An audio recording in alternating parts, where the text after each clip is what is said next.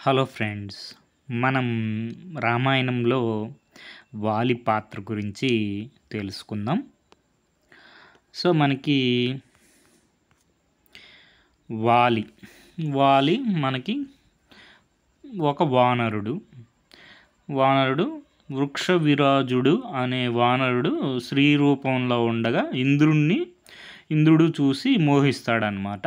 అతని వీర్యము వృక్ష విరాజుని వాల అంటే తోక మీద పడుతుందన్నమాట. ఆ వీర్యం వలన పుట్టినవాడే మనకి వాలి తమ్ముడు సుగ్రీవుడు. సో మనకి దీనికి సోర్స్ వచ్చి ఉత్తర రామాయణం. సో మనకి ఇక్కడ నుంచి క్వశ్చన్స్ వచ్చే అవకాశం ఏంటంటే, వాలి యొక్క తండ్రి ఎవరు అంటే మనకి ఇంద్రుడు అనమాట. వాలి యొక్క తండ్రి ఎవరు? ఇంద్రుడు. సో నెక్స్ట్ మనకి వాలి తమ్ముడు ఎవరంటే సుగ్రీవుడు. కిష్కింద రాజ్యానికి వృక్ష విరాజుడు తర్వాత వాలి రాజు అవుతాడనమాట. తర్వాత నెక్స్ట్ ఇంకా చూద్దాం.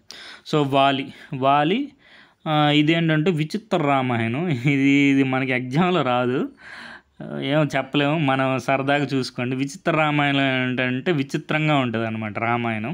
సో మనకి ఇంద్రుని వలన అహల్య ఉంది కదా, గౌతమి మహాముని యొక్క భార్య, గౌతముడి మహాముని యొక్క భార్య అహల్య అందు పుట్టిన కుమారుడు అని చెప్పి ఉంటుంది అనమాట విచిత్ర రామాయణంలో.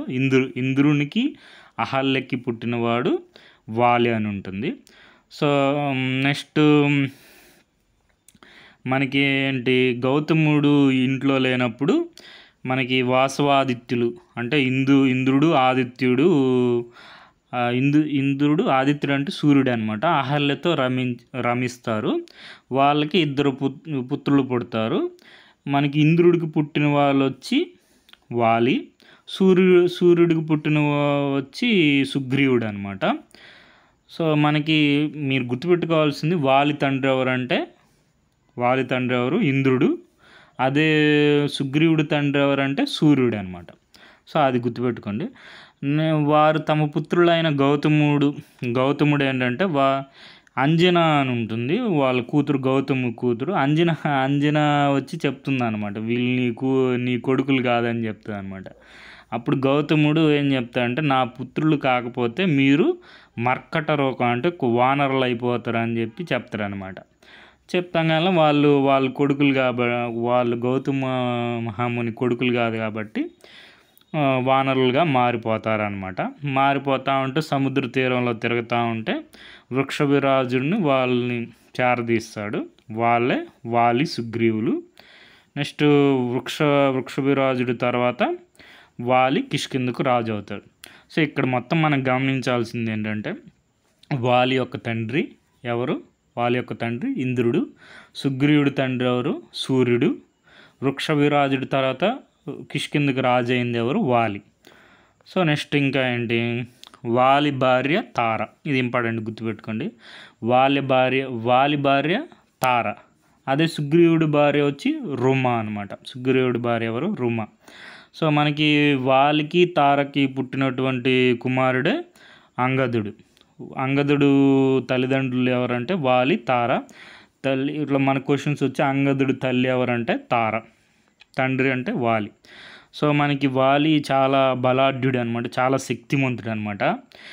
వాలిని ఎదిరించి ఎదురుగా నిలబడి ఎవ్వరు కూడా గెలవలేరు అనమాట.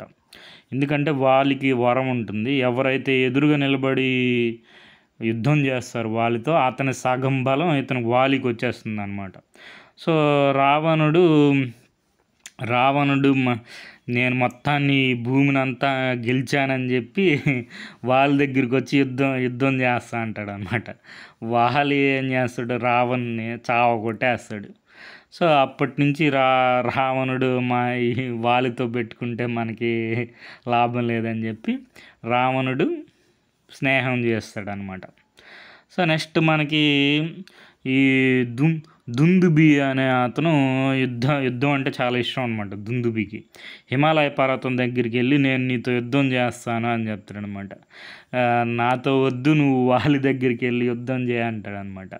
సో వాలి దుందుబి ఇద్దరు పోరాడతారు. వాలి ఏం చేస్తాడు, దుందుబిని సంహరించేస్తాడు.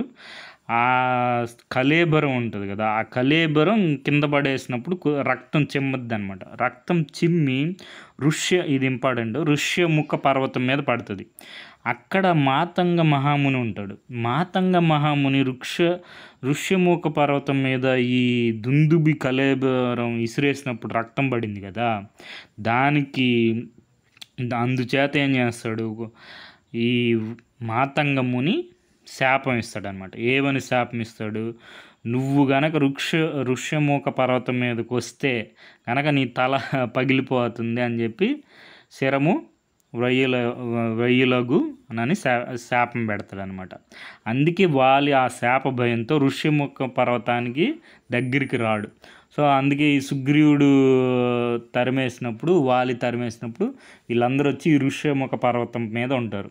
సో మనకి హనుమంతుడు మనకి రామలక్ష్మణుని సుగ్రీవుడిని కలిసే పర్వతం వచ్చి ఋష్యముఖ పర్వతం. ఆ ఋష్యముఖ పర్వతం మీద ఎందుకు ఉంటారంటే వాలికి భయపడి సుగ్రీవుడు అక్కడ ఉంటాడు. ఎందుకు ఆ పర్వతం మీద అంటే అక్కడికి రాడు, వాలి రాడు. ఎందుకు రాడు, మాతంగ మహాముని యొక్క శాపం ఉంటుంది. సో అందుకని రాడు, అది ఇంపార్టెంట్. సో మనకు క్వశ్చన్ వచ్చే అవకాశం ఉంది. వాలి ఋష్యముఖ పర్వతానికి మీదకి రాడు, ఎందువల్ల, ఎవరి శాపం వల్ల రాడు అంటే మాతంగి మహాముని శాపం వల్ల రాడు. మనకి ఇంకో క్వశ్చన్ కూడా వచ్చింది కదా, శబరి ఎవరి ఆశ్రమంలో ఉందంటే మాతంగముని ఆస్థానంలో ఉంది.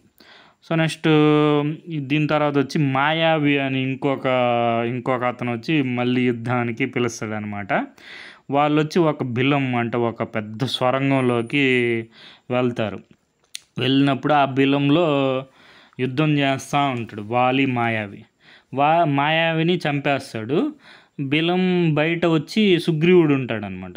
ఆ మాయావిని చంపేసినప్పుడు వాలి ఆ రక్తం బిలం బయటకు వస్తుంది అనమాట. ఆ సుగ్రీవుడు రక్తదారులు చూసి ఏమనుకుంటాడు, వాలే చచ్చిపోయాడు అని చెప్పి భయపడి ఆ బిలాన్ని ఒక పెద్ద రాతితో మూసేస్తాడు అనమాట. మూసేసి నగరానికి వచ్చేస్తాడు.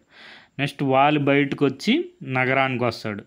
ఈ నగరానికి వచ్చి చూస్తే ఏముంది, సుగ్రీవుడు మంచిగా వీళ్ళ భార్య తారతో కలిసి రాజ్యాన్ని పరిపాలిస్తూ ఉంటాడనమాట. అప్పుడు ఇంకా మన వాలికి కోపం వచ్చి, నువ్వు నా రాజ్యాన్ని అపహరించడానికే నన్ను బిలంలో పెట్టి రాయితో మూసేసావు అని చెప్పి చెప్తాడనమాట. ఇదే వాలి సుగ్రీవులకి వైరానికి కారణం అనమాట. సో నెక్స్ట్ ఏం జరుగుతుంది, వాలి సుగ్రీవులు ఇట్లా శత్రువులుగా ఉంటారనమాట. సుగ్రీవుడితో రాముడితో స్నేహం చేస్తారు. వాలిని సంహరించాలని సుగ్రీవుడు వచ్చి రాముడిని కోరతాడు. అప్పుడు వాళ్ళతో సుగ్రీవుడు యుద్ధానికి పిలుస్తాడనమాట. అప్పుడు రాముడు, ఇది మనకి స్టోరీ తెలుసు కదా, రాముడు చెట్టు చాటు నుండి వాలిని బాణం వేసి సంహరించేస్తాడనమాట. సో వాలితో ఇది మనకు తెలుసు కదా, ఎవ్వరు కూడా ఎదురు నిలబడి పోరాడలేదు.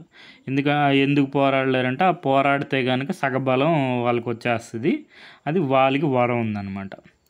సో తర్వాత ఏమైంది, వంచన చేసి ఇట్లా నన్ను వంచన చేసి మోసం చేసి నన్ను ఇట్లా యుద్ధంలో ఓడించేశారని చెప్పి బాధపడతాడనమాట వాలి.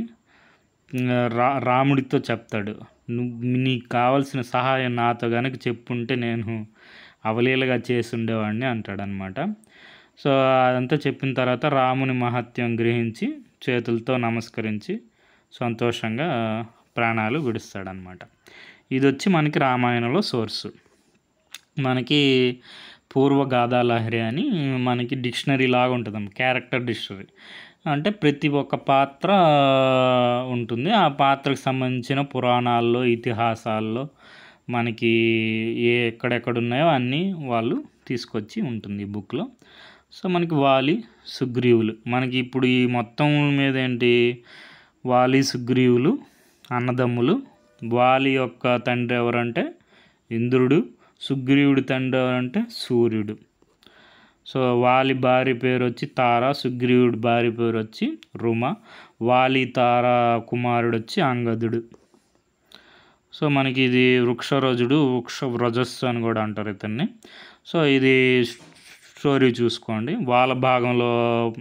వాళ్ళ భాగంలో వీర్యం పడడం వల్ల మనకి వాలి పుడతాడు. కంఠ భాగం సుగ్రీవ అంటే, గ్రీవ అంటే అంటే మంచి, గ్రీవ అంటే అందమైన, హ్యాండ్సమ్ నెక్ అనమాట మీనింగ్. సో కంఠ భాగం మీద వీర్యం పడడం వల్ల సుగ్రీవుడు జన్మిస్తాడనమాట.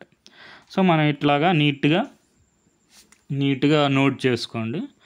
మనకి వృక్ష విరాజుడు ఉంటాడు. స్త్రీ రూపంలో ఉండగా ఇంద్రుడు మోహించి మనకి వీర్యము వాళ్ళ భాగంలో పడితే మనకి వాలి. వృక్షవిరాజుడు ఇంద్రుడు, తండ్రి వాలి. వృక్షవిరాజుడు తండ్రి ఎవరు? సూర్యుడు, సుగ్రీవుడు. వాలి భార్య తార.